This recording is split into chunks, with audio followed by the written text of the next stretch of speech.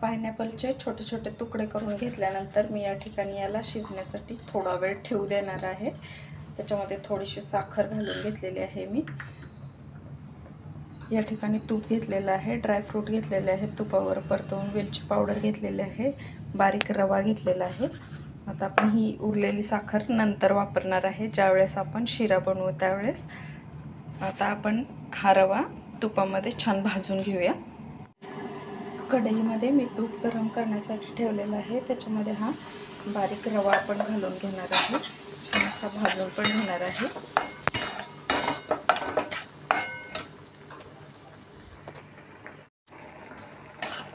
रवा आपला तुपावर छान असा भाजून झालेला आहे, थोडासा लालसर होण्यास सुरुवात झालेली आहे, तुम्ही बघू शकता। या ठिकाणी आपलं पायनॅपल पण शिजत आहे, थोडंसं पाणी आपण त्याच्यामध्ये असं बाकी ठेवणार आहे, पूर्ण नाही आटवायचं त्यातलं पाणी।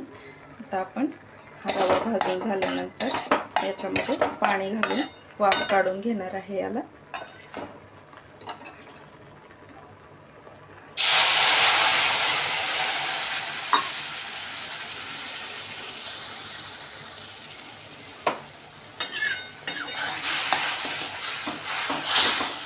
पायनॅपल शिरा थोडासा लुसलुशीत असतो, त्यामुळे आपण जास्त पाणी वापरलं तरीही चालतं।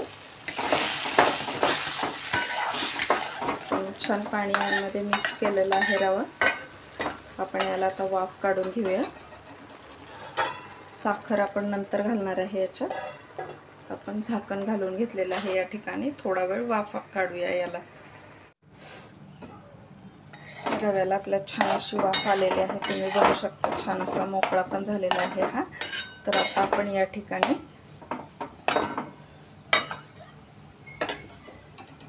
पायनॅपल घालून घेऊया। थोडंसं पाणी मी याच्यामध्ये शिल्लक ठेवलं होतं, तुम्ही बघू शकता। याच्यातच आपण साखर पण घालणार आहे। आता छान मिक्स करून घेऊया, म्हणजे आपल्या पायनॅपलचा फ्लेवर छान याच्यामध्ये उतरून जाईल। बघू शकता किती छान रंग पण आलेला आहे। फूड कलर ऐवजी तुम्ही केशर पण वापरू शकता, पण माझ्याकडे अवेलेबल नव्हते त्यामुळे मी फूड कलर वापरलेला आहे। बघा असं छान लुसलुशीत पण झालेला आहे आपला रवा। आता याच्यामध्ये मी वरतून थोडंसं तूप पण घालणार आहे, जे मी ठेवलं होतं शिल्लक ते, आणि मग वेलची पावडर घालून घेणार आहे।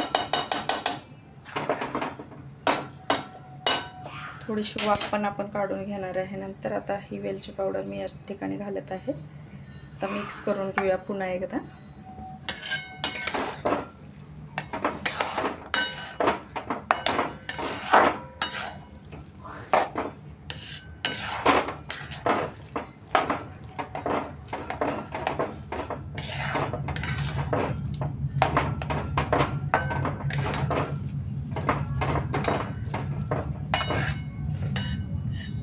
पायनॅपल साखरेमध्ये शिजवल्यामुळे आपला हा फ्लेवर पायनॅपलचा छान उतरला आहे त्याच्यामध्ये। आता थोडीशी वाफ काढून घेऊया आपण याला, मग आपला हा शिरा तयार होईल। 1-2 मिनिटं वाफ काढूया। पायनॅपल शिरा बनवून तयार झालेला आहे, तर तुम्ही नक्की बनवून बघा। बाजारामध्ये भरपूर असे पायनॅपल अवेलेबल आहेत, म्हणून घरच्या घरी तुम्ही ही रेसिपी नक्की ट्राय करा आणि पायनॅपल शिऱ्याचा आनंद घ्या।